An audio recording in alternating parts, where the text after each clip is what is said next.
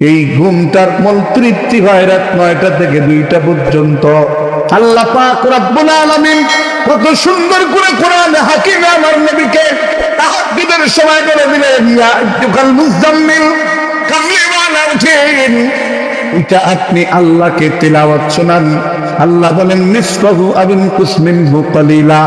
গবেষণা করে দেখা যায় আল্লাহ পাক রব্বুল আলামিন হাবিবে পাককে যেই সময় তাহাজ্জুদের জন্য উঠতে বলেছেন, চিকিৎসা বিজ্ঞানের স্বাস্থ্যসম্মত সময় শেষ রাত। কেউ যদি জাগরণ করে আল্লাহ তার রূহানি শক্তি বাড়ায় দেন, তা এই দেহের মধ্যে আল্লাহ রোগমুক্ত করে দেন। আবার ফজরের নামাজের পরে সূর্য ওঠার সময় যদি কেউ ঘুমায় থাকে, শরীরের মধ্যে একটা মারাত্মক ব্যাধি দেন যার চিকিৎসা হয় না। এজন্য আমাদের কোন নবী কোন বুজুর্গ আলেম ইশরাকের নামাজ না পড়া ঘুমাইতেন না। যত ঘুম আসুক ইশরাক পড়া তারপরে ঘুমাইতেন। সকালবেলা উদিত হওয়া সূর্যের কিরণের মাঝে একটা দূষিত ব্যাপার আছে, এইটা যেন কোনো মানুষকে ক্ষতি করে না। এজন্য সব বুজুর্গানে দিন ইশরাক নামাজ পড়া তারপরে ঘুম যাইতেন।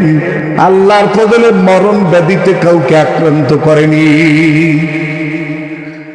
মুসলমান ভাইরা আমার যুবক বলতেছিলেন, আল্লাহ হাবিব সাল্লাল্লাহু আলাইহি ওয়াসাল্লাম ফেরেশতাদের নামাজের সমষ্টি ভাল লাগছে।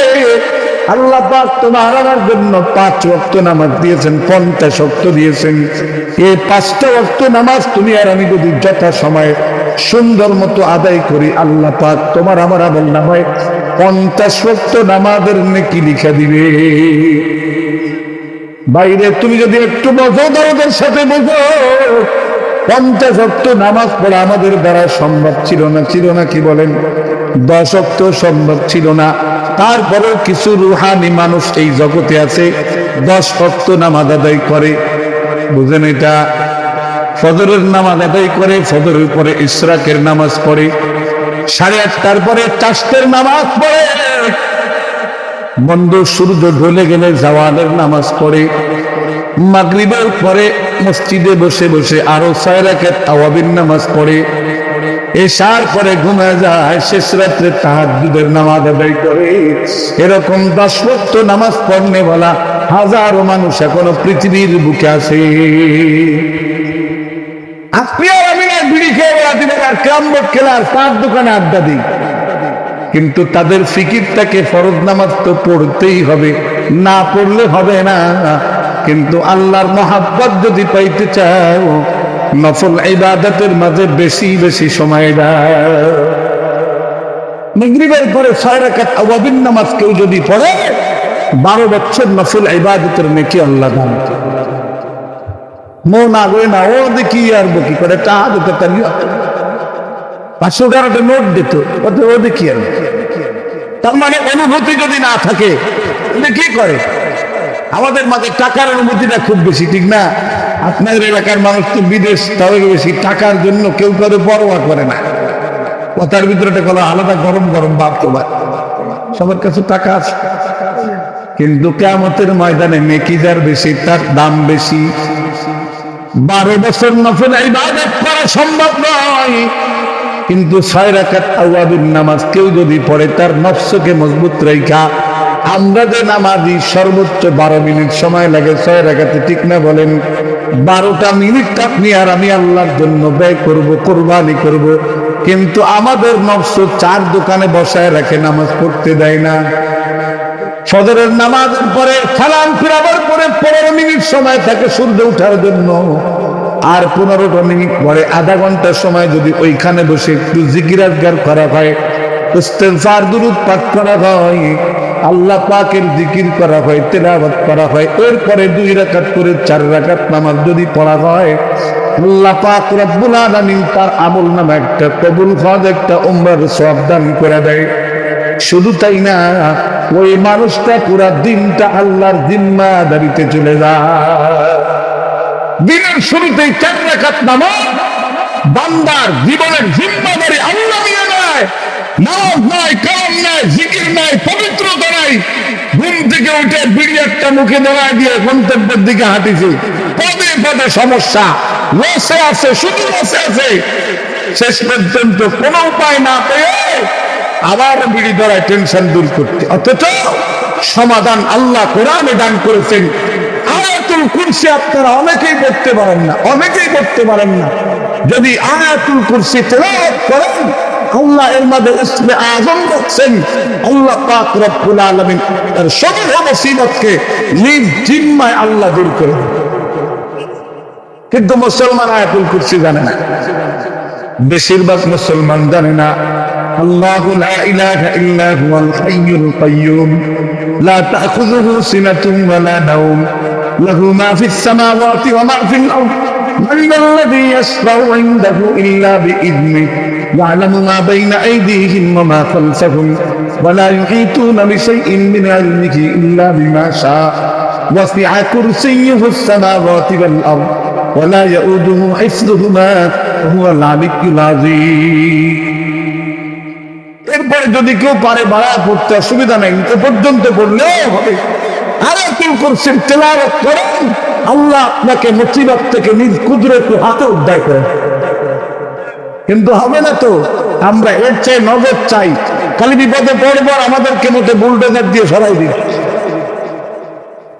কোরআন আমাকে আপনাকে জীবনের সকল বিষয় নিয়ে সুস্থ সমাধান, নিরাপদ জীবন এবং আখিরাতের অনাবিল অন্তকালের সুখময় জীবন গড়ার সবচাইতে এক বড় মডেল নিয়ে দুনিয়াতে আছে। এর বাস্তব মডেল মুহাম্মদুর রাসূলুল্লাহ সাল্লাল্লাহু আলাইহি ওয়াসাল্লাম। যুবক আমার, লম্বা কথা বলে শেষ করা যাবে না। 120 কিলো রাস্তা দূরে যাওয়া লাগবে, আল্লাহ বাঁচাইলে প্রতিদিন তো কথা বলাই লাগে। আল্লাহ পাক রব্বুল আলামিন যেন আখিরাতের জন্য এই বয়ান করার তৌফিক দান করেন বলি আমি। দুনিয়া যেন টার্গেট বানাই না, এই তুচ্ছ দুনিয়া একদিন হঠাৎ করে হাতছাড়া হয়ে যাবে। যদি আল্লাহ পাকের আখিরাতকে টার্গেট করি, আল্লাহ পাক আখিরাত আমাকে দান করে দিবে। আল্লাহর হাবিবকে নিয়ে দেওয়ার ব্যাপারে আল্লাহ পাক রব্বুল আলামিন নবী পাককে দেখাইলেন। কারণ আল্লাহ এই আয়াতের মাঝে বলছেন লিনুরিয়াহু মিন আয়াতিনা, আমি নবীকে উদ্যোগমনে আনলাম শুধু আমার কিছু নিদর্শন দেখাইবার জন্য। এই একটা নিদর্শন, আল্লাহ পাক আমাদের উপরে 50 ওয়াক্ত নামাজ ফরজ করেছিলেন। কিন্তু আল্লাহ পাক রব্বুল আলামিন মূসা আলাইহিস সালামের সুপারিশে আমার হাবিব আল্লাহ পাকের কাছে গেলেন। আল্লাহ পাক 4 বারে 40 ওয়াক্ত, 5ম বারে 5 ওয়াক্ত কমাইলেন। আল্লাহ পাক বলেন কমাইলাম 45 ওয়াক্ত, কিন্তু আমার উম্মুল কিতাবে 50 ওয়াক্তই লেখা থাকলো। তার উম্মত যদি 5 ওয়াক্ত নামাজ আদায় করে, তার আমল নামায় 50 ওয়াক্তের নেকি পাওয়া যাবে। তাই যুবক, এটা হলো আখিরাতের মাঠের ব্যাপার। দুনিয়াতে আসলে আল্লাহ পাক যে জিনিসটা দান করবেন, যে মানুষটা 5 ওয়াক্ত নামাজ জিম্মাদারির সাথে আদায় করে, আল্লাহর কসম দুনিয়া তাকে যদি কেউ নাও দেয়, আল্লাহ তার কোনোদিন রিজিকের অভাব দেয় না। রিজিক মানে কলম শুধু খাওয়া না, দুনিয়া চলার জন্য মান্দার যা প্রয়োজন, একে এক কথায় রিজিক বলা হয়। আমাদের এই দেশে সবচাইতে গুরুত্বের সাথে যারা ইহতিমামের সাথে নামাজ আদায় করে, তারা হলো মসজিদের ইমাম সাহেবরা, ঠিক না বলেন? ঠিক তো? কত বেতন আছে সর্বোচ্চ বলে?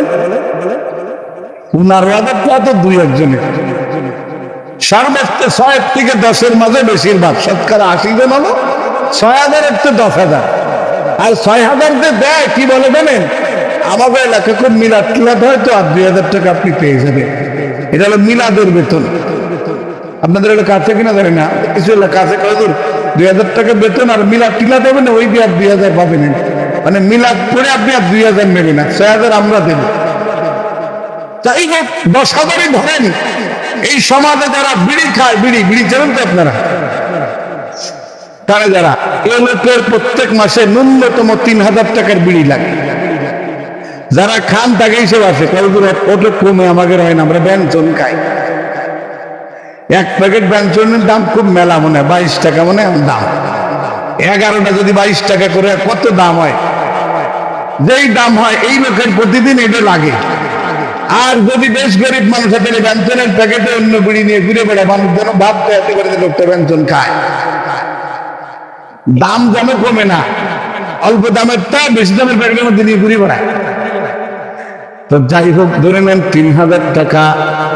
এই ব্যক্তি 3000 টাকা তার বিড়িতে গেল, চায় কত যায়? প্রতিদিন 10 টাকা ধরলে 300 টাকা দেয় কিনা? মাঝে মধ্যে ঠান্ডা পানি খায় একা একা, তাও প্রতিদিন